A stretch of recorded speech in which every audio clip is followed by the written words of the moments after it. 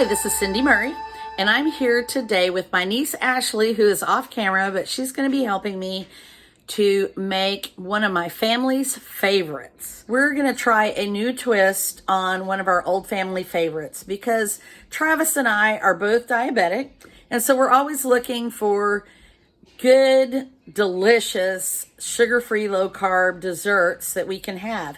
But we like our old family favorites. So we're going to try this new twist on one you may have heard of, the Jell-o Cake. So recently, while I was shopping for groceries, I found that Duncan Hines now makes a keto Jell-o Cake mix. And my first thought was, hey, I wonder if we can turn that into a Jell-o cake that Travis and I can eat without feeling guilty.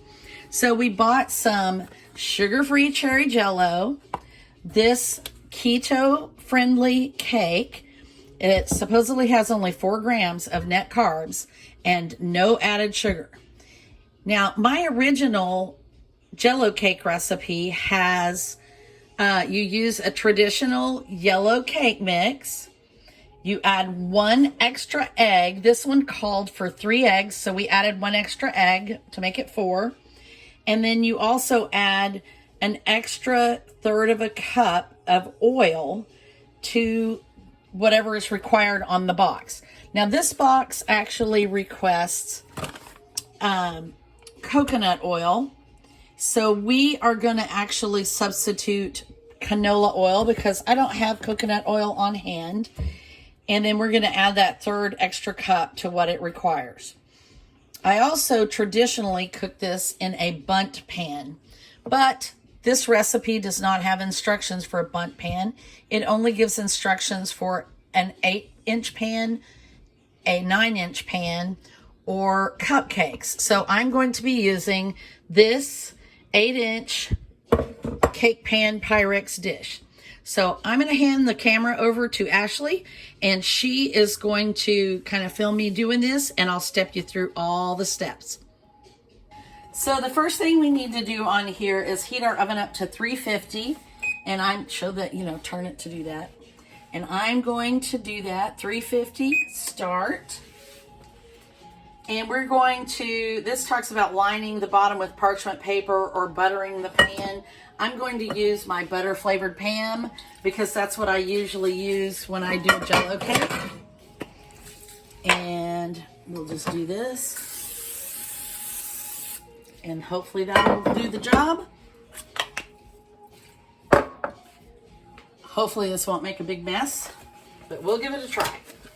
So this says to stir the cake mix, water, eggs, and the coconut oil, which we're using the canola oil, together in a large bowl until well blended, and then put it into the pan. So it's a really straightforward recipe. And again, if you don't want to do the keto version, the really easy version of this for non-diet people is just a regular Jell-o cake mix, your favorite flavor of Jello, sugar-free or not, and 1 extra egg and a 1/3 cup of the oil, in addition to whatever is on the package. Now I'm going to have to cut this open. I'm not sure how this is going to work. It may be an abject failure.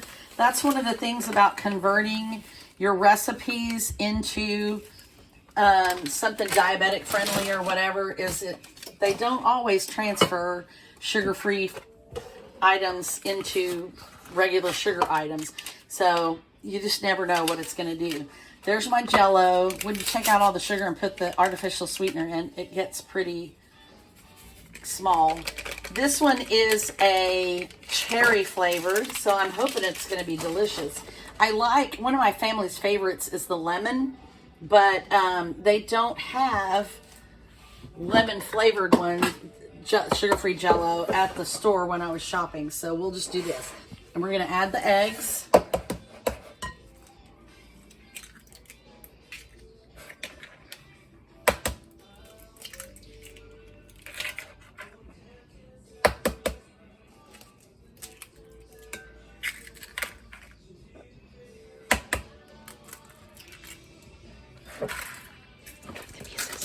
those down in there to get them out of the way.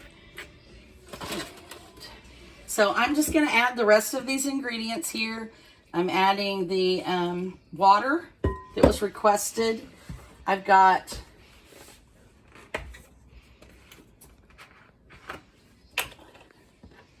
the 3 tablespoons of oil, and then I'm going to give it 1/3 of a cup of oil as well. 1, 2, 3, and get my little handy measuring cup here. And we'll pour that in there. I love cherry. I can smell it already. And there's our eggs. And we're just gonna go down.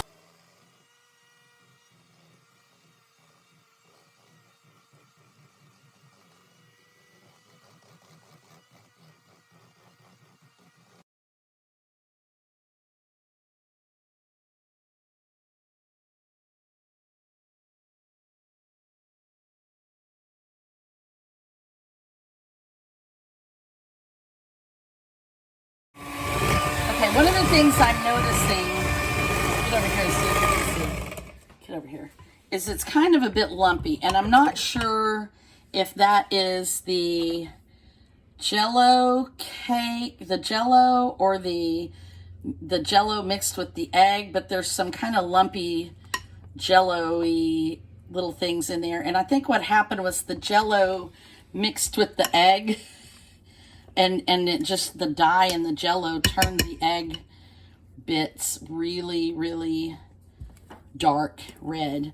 But I'm going to keep trying to blend those out, and then we'll see what happens from there. All right. As you can see, some of the little lumps came out, but we're still pretty lumpy. I'm just going to go with it like that, and hopefully it just tastes like Jello in my cake. All right, so now's the true test. We're going to put this in the pan and see how it does.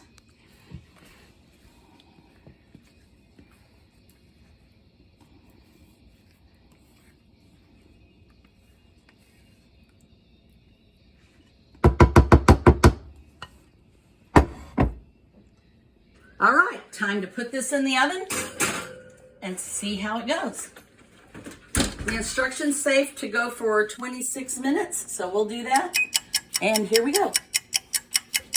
We're gonna pull this out and let it cool for a few minutes, and then slice it up.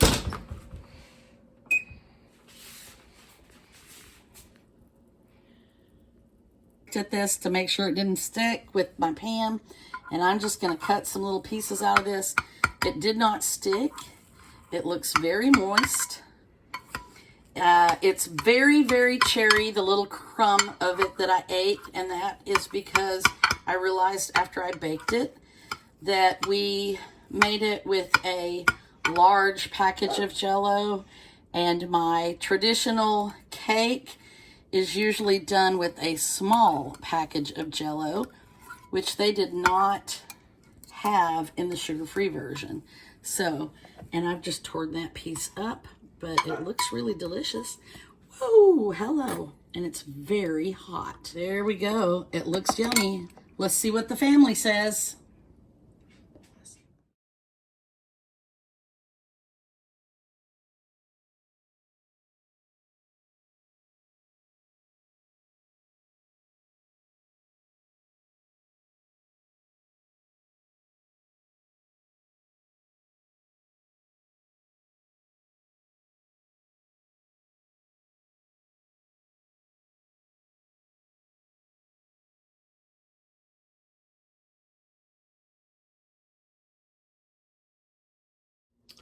Well, here we are again for try, is it number 3 or number 4? I'm not sure, but I'm determined to make this keto Jell-o cake.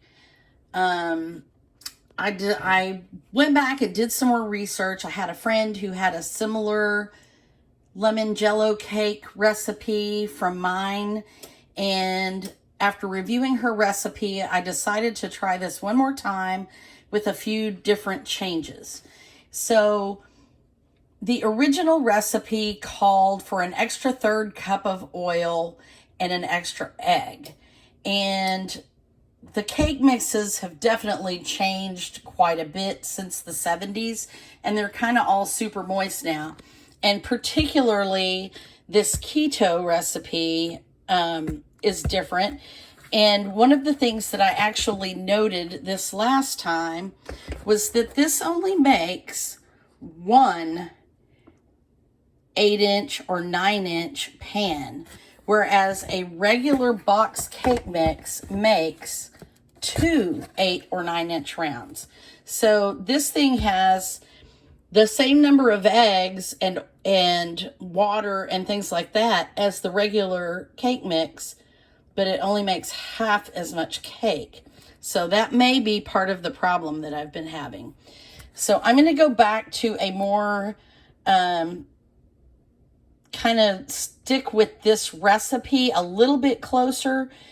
The other recipe for the Jell-o cake, using a traditional cake mix, calls for 2/3 cup of water.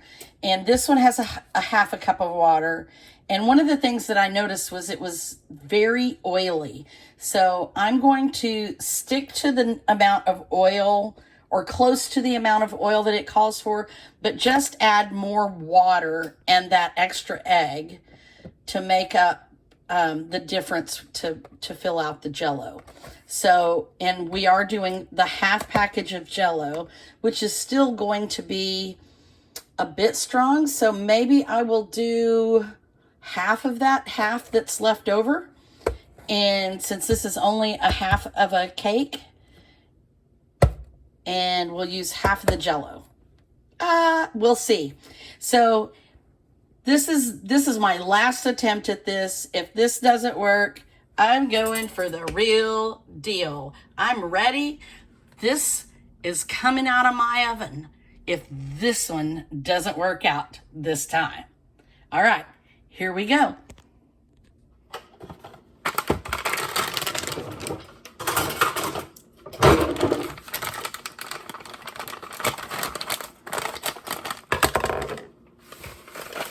I'll probably speed this up just so you don't have to watch all of it. It's kind of tedious.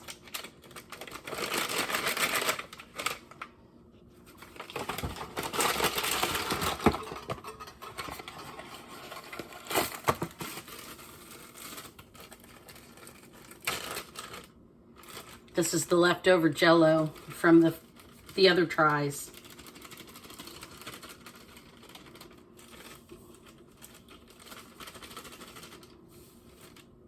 I think that's about half.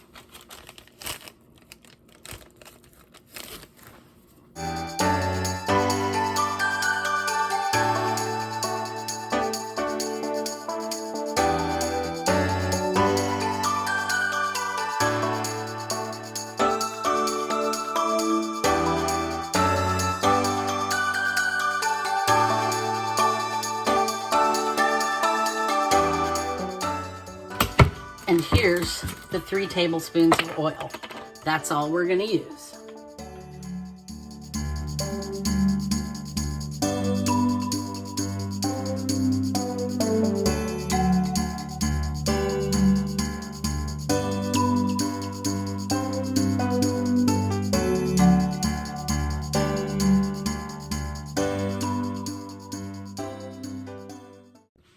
I'm not even going to dirty the blender this time. We're just going to do it by hand.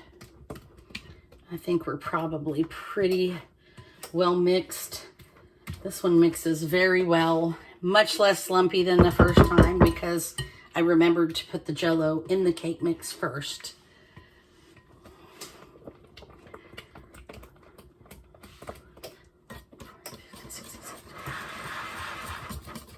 All right. Now we're just waiting for the oven to heat up to 350. And we'll pour this up in the pan, which I actually decided to flour this time, since the original recipe did call for a floured pan.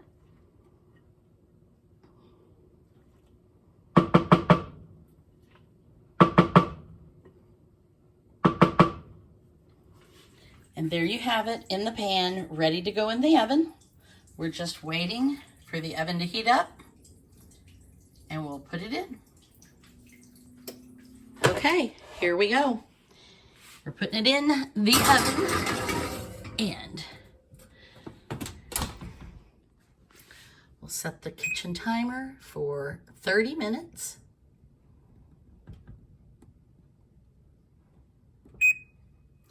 And now we wait. Okay, the timer just went off, so we're gonna give it the little toothpick test and see what happens. It looks pretty good. Oh, yeah, not quite clean. We might have to go just a few more minutes. We'll let it go just a little more. I think it'll be fine. And we're gonna try this one more time, and hopefully the cake is done now.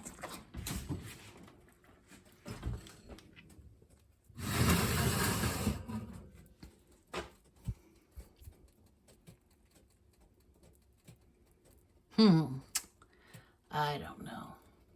Do I just give up? Let's try it again. Pretty crumbly, but it could be just that it's the keto cake. It's already cooked 33 minutes, so we're gonna pull it out and give it a try because it looks pretty done.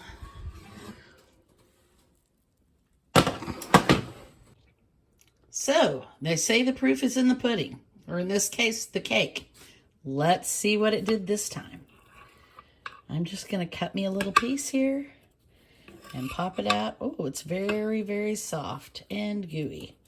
And maybe this wasn't such a great idea. Very soft and crumbly, but definitely not as oversaturated with Jell-O as the previous cakes. And it does look a little more cake-like. It's very hot though. Let's see how it tastes.